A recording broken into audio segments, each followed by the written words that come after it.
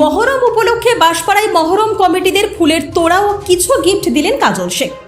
কারবালার প্রান্তরে শহীদ ইমাম হোসেন ও হাসানরা সহ সকল শহীদের স্মরণ করতে রবিবার দেশ জুড়ে হয়ে থাকে মহরম পাক। সেই মতো এদিন দুপুরে নানুরের থুপসারা অঞ্চলের বাঁশপাড়া বাসস্ট্যান্ডে সংশ্লিষ্ট এলাকার মহরম কমিটিগুলির তরফে করা হয় শোভাযাত্রা। আর সেখানেই ওই মহরম কমিটিগুলির হাতে জেলা পরিষদের সভাধিপতি উপস্থিত থেকে জল ও পোশাক তুলে দিয়ে তাদের বিশেষ সংবর্ধনাও দিলেন তিনি। এছাড়াও উপস্থিত ছিলেন থুপসারা গ্রাম পঞ্চায়েতের প্রধান ভারত মাঝি, তৃণমূল নেতা বাপ্পা চৌধুরী ও মহিম শেখ। সভাধিপতি কাজল শেখ জানান, থুপসারা অঞ্চলে 25 থেকে 30টি মহরম কমিটিকে উদ্বুদ্ধ করার জন্য থুপসারা অঞ্চল তৃণমূল কংগ্রেস কমিটির প্রয়াস। মহরমের এই শোক দিবস যুগ যুগ ধরে আমরা পালন করে আসছি, আগামী দিনেও পালন করে যাব। এমনকি এই দিনটি শান্তির সঙ্গে পালন করার বার্তা দিলেন তিনি। বীরভূমের নানুর থেকে কার্তিক ভান্ডারের রিপোর্ট, তারাপীঠ টিভি। থুপসারা অঞ্চল তৃণমূল কংগ্রেসের উদ্যোগে আজকে এই থুপসারা গ্রাম পঞ্চায়েত এরিয়ায় প্রায় 25 থেকে 30টা মহরম কমিটি আছে। তাদের সকলকে উদ্বুদ্ধ করার জন্য থুপসারা অঞ্চল তৃণমূল কংগ্রেস কমিটির এই প্রয়াস, তাদের এই প্রয়াসকে আমি সাধুবাদ জানাচ্ছি। এবং এখানে ত্রিস্তর গ্রাম পঞ্চায়েতে উত্তীর্ণ সমস্ত জনপ্রতিনিধি এবং এই অঞ্চলে যা ধারক বাহক তারা সকলে উপস্থিত আছে।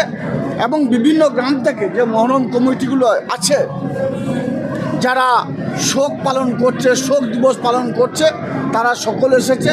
তাদের সকলকে আমার ধন্যবাদ জ্ঞাপন করার জন্য এখানে এসে উপস্থিত।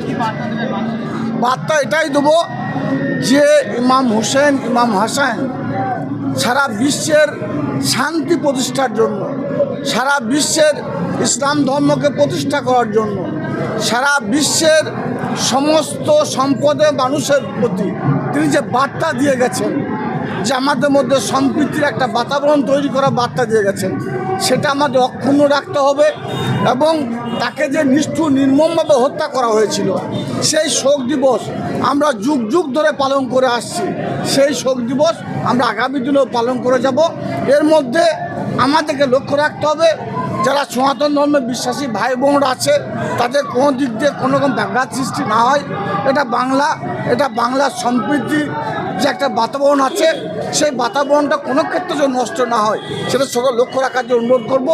সকলে আজকের এই বিশেষ দিনটা পালন করুন, উপবাস করুন, যারা ক্ষুধার্ত তাদের খাবার দিন এবং শান্তির সঙ্গে এই দিনটা পালন করুন।